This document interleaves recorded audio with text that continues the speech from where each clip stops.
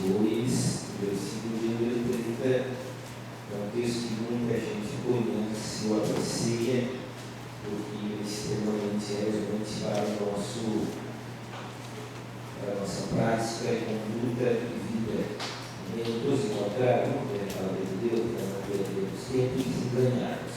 Diz assim o versículo 30 do capítulo 22 do livro do profeta Ezequiel: busquei entre eles um homem que estava seguro, que se colocasse na brecha perante mim, a favor dessa terra, para que eu não destruísse, mas a ninguém achei.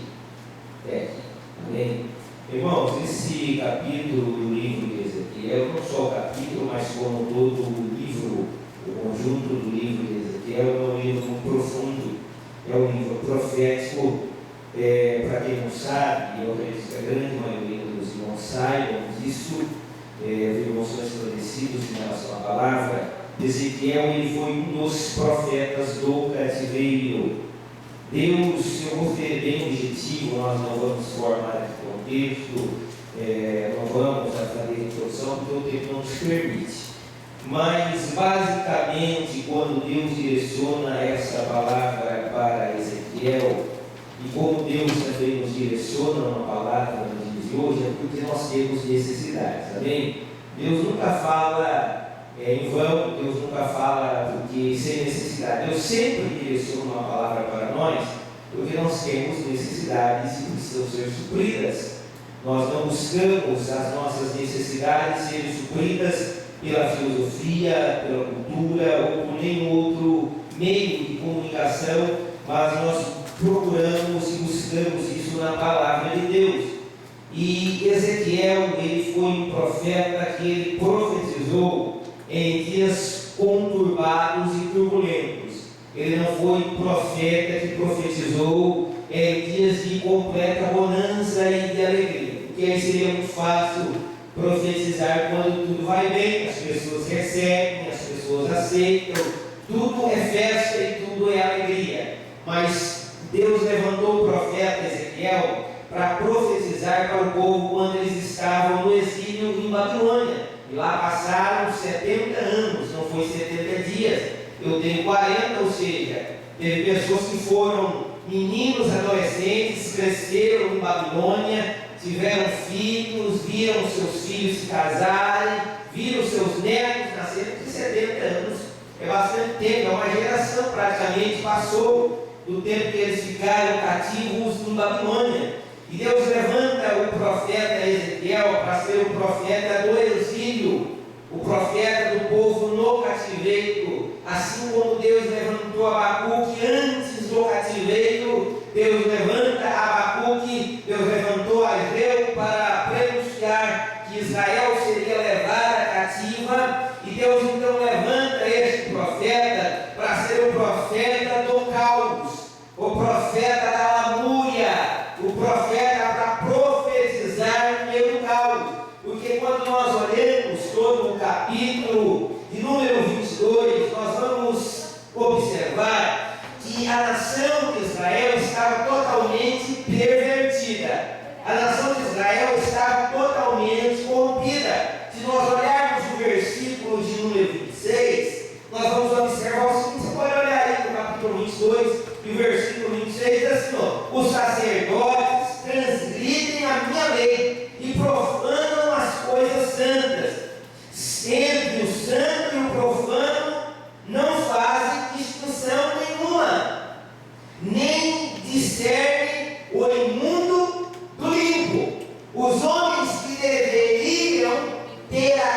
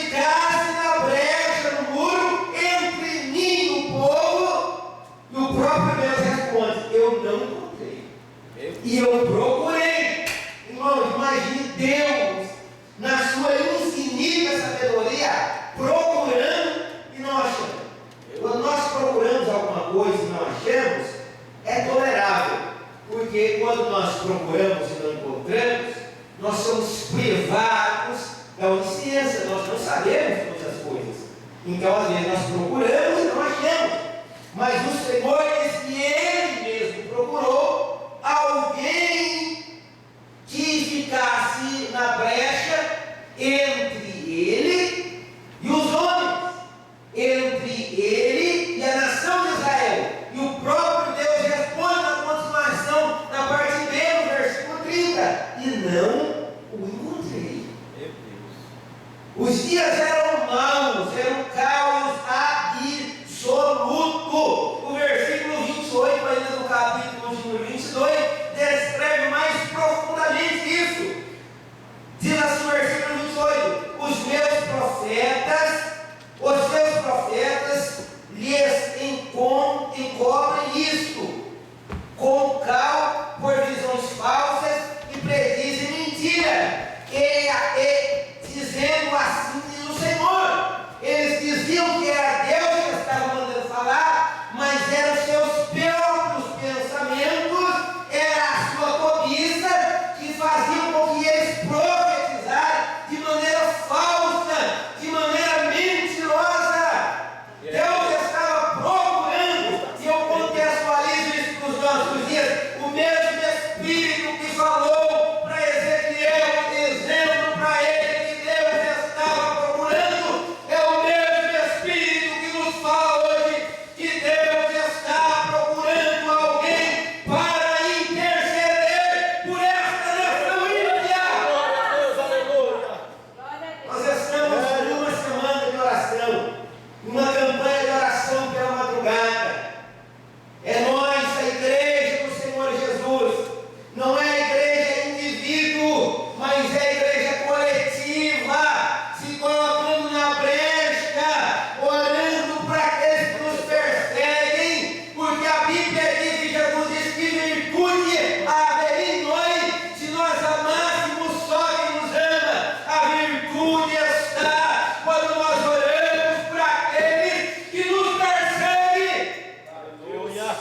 Quando nós nos colocamos na brecha entre Deus e os homens pecadores, nós estamos cumprindo de maneira cabal a vontade do Senhor. Porque a igreja não foi levantada na terra, a igreja não foi salva para ser treva, a igreja foi salva para ser luz. A igreja não foi salva para ficar escondida debaixo da mesa. A Bíblia diz que a lâmpada ela tem que ficar no velador para iluminar toda a casa. Esse negócio de igreja ficar escondida, nós oramos em momentos particulares, mas tem hora que a nossa oração tem que vir a público, para o mundo saber que enquanto as pessoas estão perdendo tempo em roda de mexerico, a igreja está de joelho, orando, intercedendo. Nós falamos do nosso amado Brasil, a nossa pátria amada, e lá nós temos o censo que tem mais de 45 milhões de evangélicos em uma nação que tem 210 milhões de pessoas.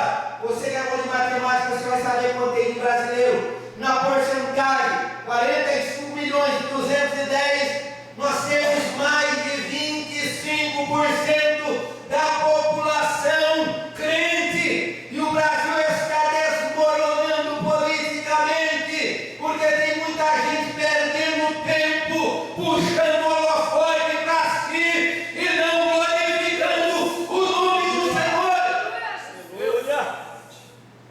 E se esses 40 milhões de evangélicos dobraram seu joelho, irmão, a Bíblia diz que quando Pedro estava preso, a igreja fazia o quê? A igreja tomava refrigerante e comia pizza, não. A igreja estava de portas fechadas, mas orando, intercedendo por Pedro. E quem foi lá libertar Pedro foi o irmão que tinha contato com o delegado, fez contato com a amizade dele, da influência dele com o delegado, e deu um jeitinho, conseguiu habeas corpus para Pedro. Irmão, o carcereiro nem viu quem abriu a porta, porque para ver tem que ter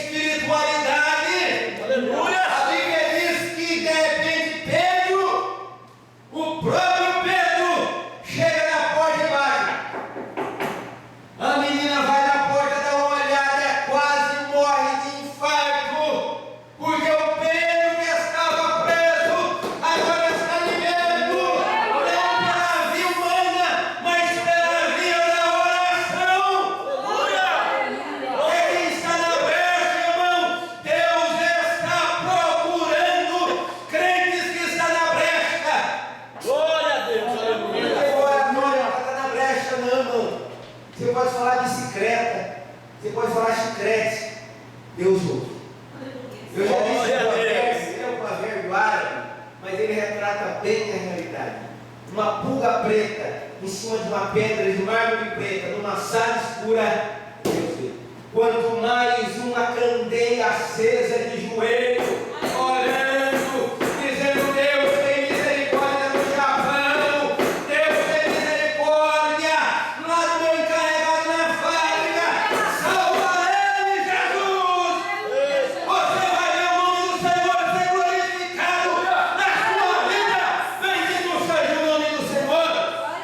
Glória a Deus. Deus estava procurando, no meio da desgraça, alguém que intercedesse, alguém que não olhasse para o caos, alguém que não olhasse para a destruição, porque nós não podemos ser guiados por vista, mas por fé, e fé no Filho de Deus. Aleluia, Jesus.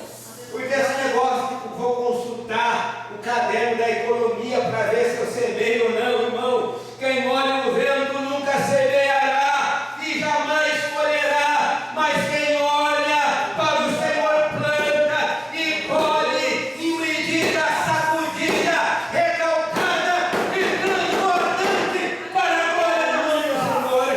Glória a Deus. Para finalizar, eu vou contar uma rápida historinha. É uma história, não está na Bíblia, está? Não procura isso na Bíblia, você não vai encontrar. Um filho, ele tinha um pai empreendedor, dono de uma fábrica de canelinha quente, de cachorro quente. Ele tinha um carrinho de cachorro quente, talvez vocês já ouviram. E esse senhor, ele fazia cachorro quente e vendia muito cachorro quente. E o filho dele se formou em economia. E o filho dele, analisando o mercado financeiro, disse: pai, o mercado está em colapso. O senhor põe 2 salsichas, põe purê, põe azeitona, põe batatinha chips, põe não sei o que lá mais. O senhor põe de tudo. O senhor tem que tirar uma salsicha, tirar aqui para poder economizar, para o senhor poder ganhar mais. E o pai dele falou: poxa, meu filho estudou, ele fez faculdade, então ele sabe o que está falando. Aí o pai dele, foi, tirou, diminuiu. Aí o filho falou: pai, eu tenho que diminuir mais. Faz o negócio, eu corto o pão no meio, metade do pão só. E eu diminuo o tamanho, para o senhor poder ganhar mais. E o pai ouviu o filho. Irmãos, deu um certo dia, o pai não vendia mais um cachorro quente, porque o pai foi guiado por vista do filho e não pela sua fé. Ele acreditava que se ele diminuísse, ele ia ganhar mais. A igreja não pode acreditar que se ela diminuir a quantidade de oração, nós temos que substituir, sabe o quê? Não a oração, mas nós temos que substituir a nossa perda de tempo na frente do computador. Diminui, seja um crente equilibrado e um crente de joelho no chão, e você vai ver o nome do Senhor ser glorificado. Olá de pé. Aleluia, Jesus. Vai embora. Oh. Tá bom. Nós temos que ser uma igreja de oração. Os dias são maus. Paulo disse: não nos dias dele, mas no nosso. Sobreviveria dias maus, aonde surgiria pretérito no futuro, homens avarentos, amantes de si mesmo, cobiçosos, enganadores, detratores, caluniadores, mais amigos dos deleites do mundo do que amigos de Deus. Quando estes dias chegassem, Paulo diz que é hora da igreja se colocar de joelho, e nós estamos vivendo assim dias maus. As pessoas falam longe e não sustentam até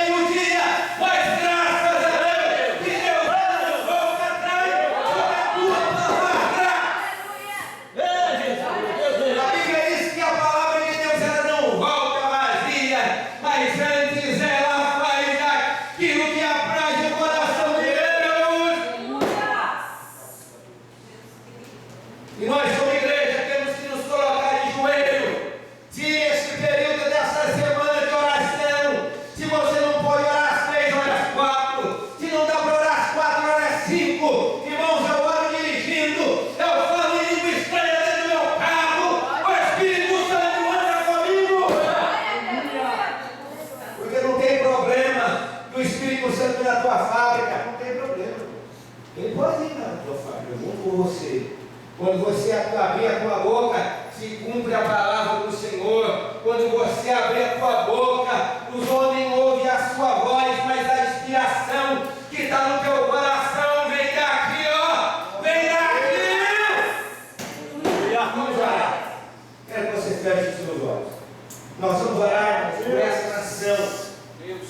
O mundo só se fala em conflito, guerra. Não sei se vocês viram, hoje aconteceu um ataque terrorista em Londres, Manchester, no Reino Unido, e já foram confirmadas 22 pessoas mortas, entre elas crianças.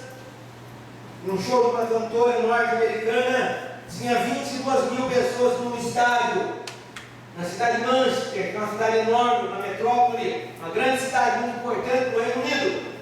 E 22 pessoas já confirmadas mortas e 59 feridos. O mundo está em caos, está em estado de putrefação. É hora de nós orarmos, porque você vai ver amanhã, eles vão fazer vigília lá de frente do estádio.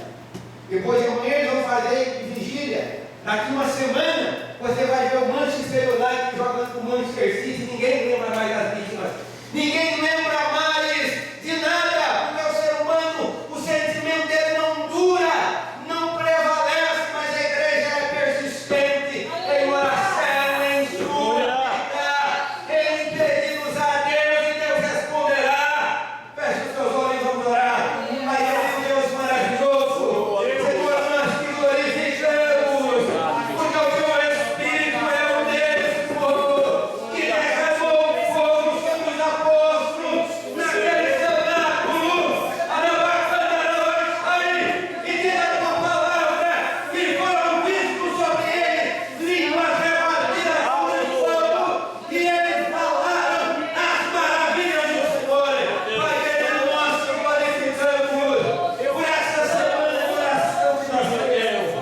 Senhor, Pai, não importa se é 10 ou se é 90 minutos, não importa, Senhor, Pai, o que é importante é a profundidade da nossa comunhão com o Senhor. Pai, que nós vimos nos colocar como intercessores.